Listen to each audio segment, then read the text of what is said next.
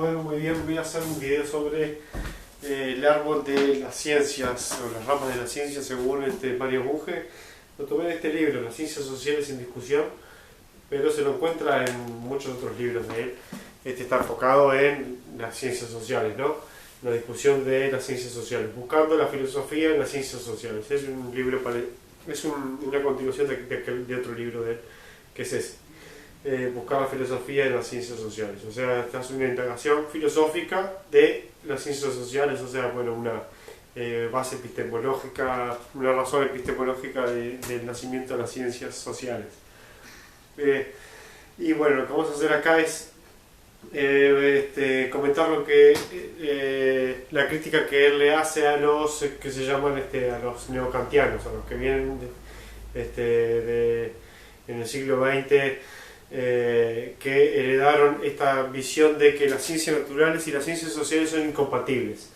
El método de abordaje y desde la ciencia estudiar una cosa y la otra es un método totalmente diferente. ¿Ya? Entonces creamos un método diferente para las ciencias sociales, mucho más cercano a las humanidades, a la literatura, al arte, y lo alejamos de la ciencia. Eso es lo que Mario Bunge trata de atacar acá, diciendo que no, que las ciencias sociales tienen la misma base que las ciencias naturales, que sigue siendo la búsqueda del conocimiento, que el conocimiento además es fáctico, una de las características de la ciencia que señalaba que es fáctico. Entonces es fáctico tanto en los fenómenos sociales, económicos, sociológicos y políticos, como los naturales, ¿no? Como los biológicos, los físicos y los fenómenos químicos.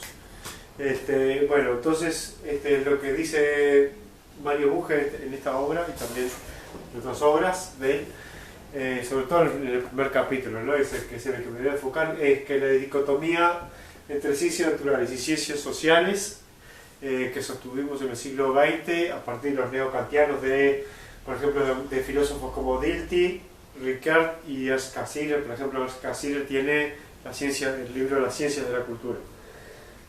Y que luego estos influenciaron ya en Weber y en Simmel. Acá hay una relación con la sociología que es lo que más me interesa. Weber y Simmel adoptan esta epistemología.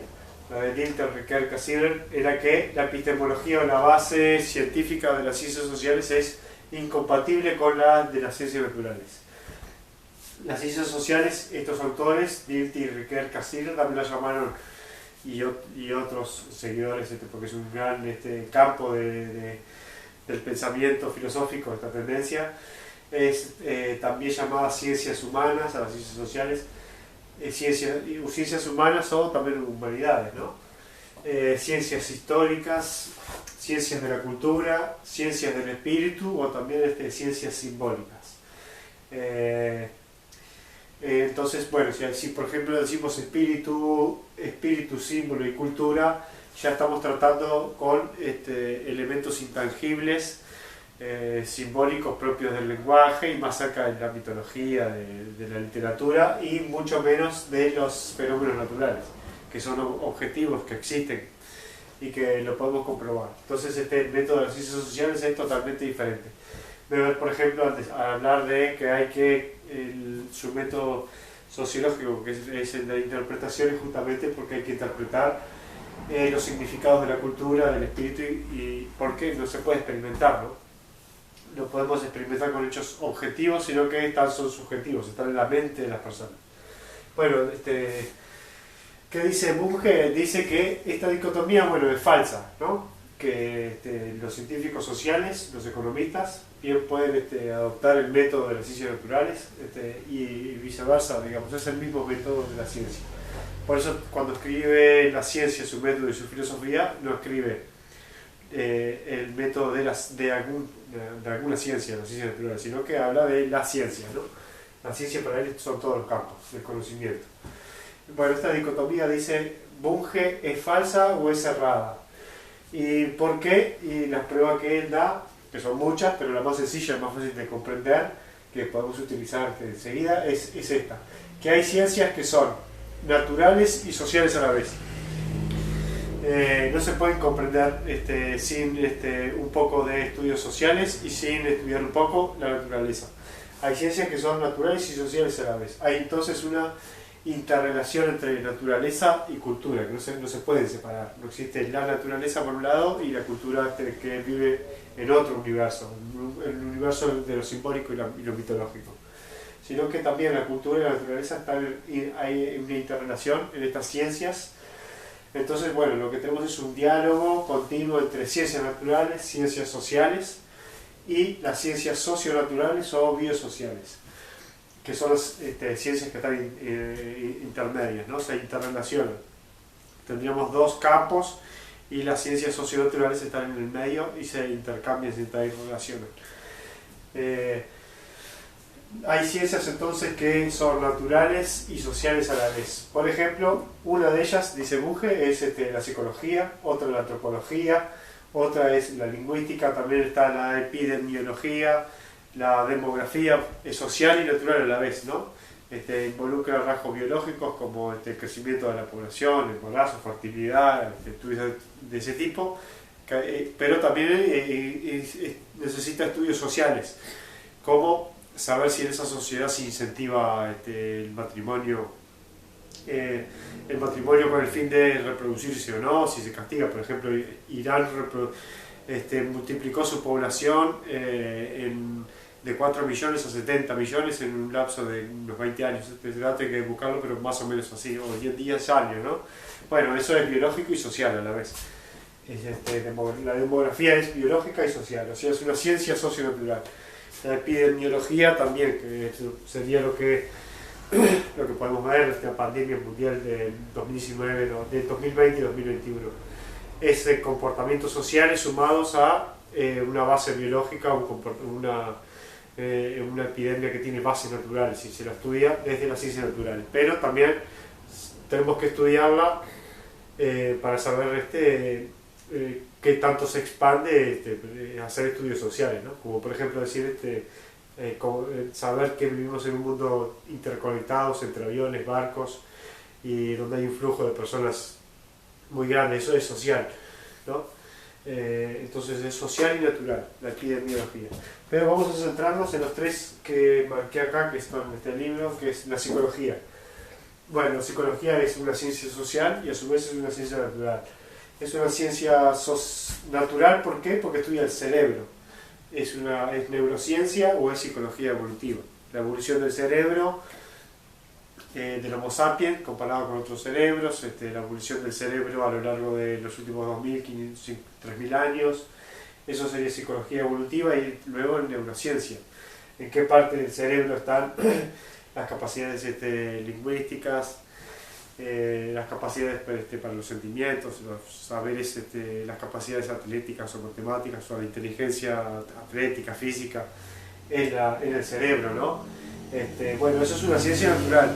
Tenemos un hecho, es la naturaleza que se está expresando allí, pero lo que tiene son consecuencias sociales. Entonces, luego, ¿qué tiene que hacer la sociología? Estudiar el individuo y su entorno histórico. Entonces ahí se vuelve una ciencia social. Un psicólogo tiene que estudiar las dos cosas. Primero, el individuo en el contexto social, los tabúes, las costumbres, qué costumbres tienen para salir de noche, salen de noche o no, viven en un régimen teológico o en una democracia laica, viven se casan en demasía, ¿no? Está prohibido la bebida alcohólica, están prohibidas las drogas o están permitidas, o sea, bueno, es ciencia, eso es el individuo con su entorno histórico y a su vez es el estudio de la naturaleza. Entonces, bueno, la psicología es una ciencia socionatural o biosocial, lo llama él. Las dos maneras, ¿no? Biosocial o socionatural. La antropología sucede lo mismo, es una ciencia natural cuando estudia, por ejemplo, el darwinismo.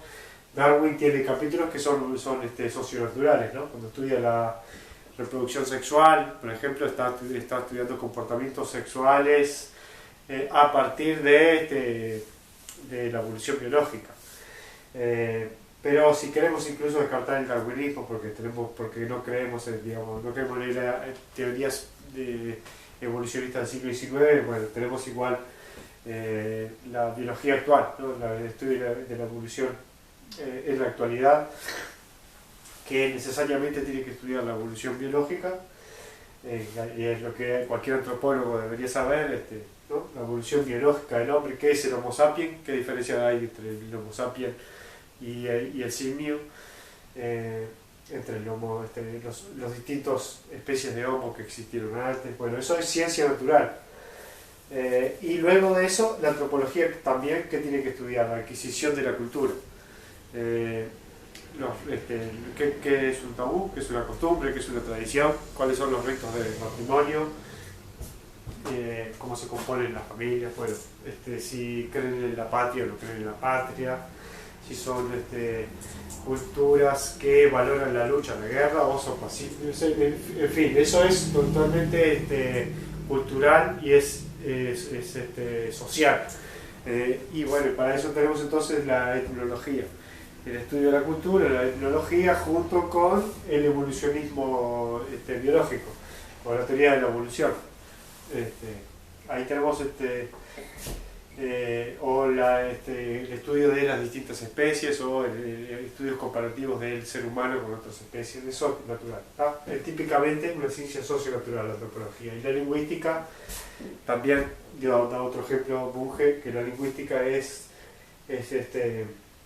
socio-natural, no es ni social ni natural pura a la vez, porque puede ser neurolingüística o psicología del lenguaje, ¿no? Por ejemplo, el estudio de por qué las personas tartamudean, si hacemos un estudio del cerebro, por qué personas después que tienen un accidente no pueden pronunciar determinados errores gramaticales, hacen como si los errores gramaticales estuvieran, la gramática del lenguaje estuviera en alguna parte del cerebro. O sea, eso es puramente natural, ¿no? Es un estudio natural. La neurolingüística y la psicología del lenguaje, incluso el estudio de los órganos de la laringe que producen luego el lenguaje, es también un estudio natural. Y a su vez también tenemos dentro de la lingüística la sociolingüística o la lingüística histórica, los cambios de la lengua española a lo largo de los últimos 1000 años, 600 años, desde Cervantes a la actualidad, la evolución de la lengua en un determinado país, en un continente, o las diferencias del español en distintas regiones de un mismo país o de un continente. Y también la sociolingüística, la manera de hablar de las clases altas, las clases bajas, la manera de hablar de las clases más educadas y las las clases las personas que recién llegaron a la ciudad y se adaptan. Bueno, eso es sociolingüística, ¿no? Y eso es cultural y es social, y hay que estudiarlo siempre con el individuo y su entorno.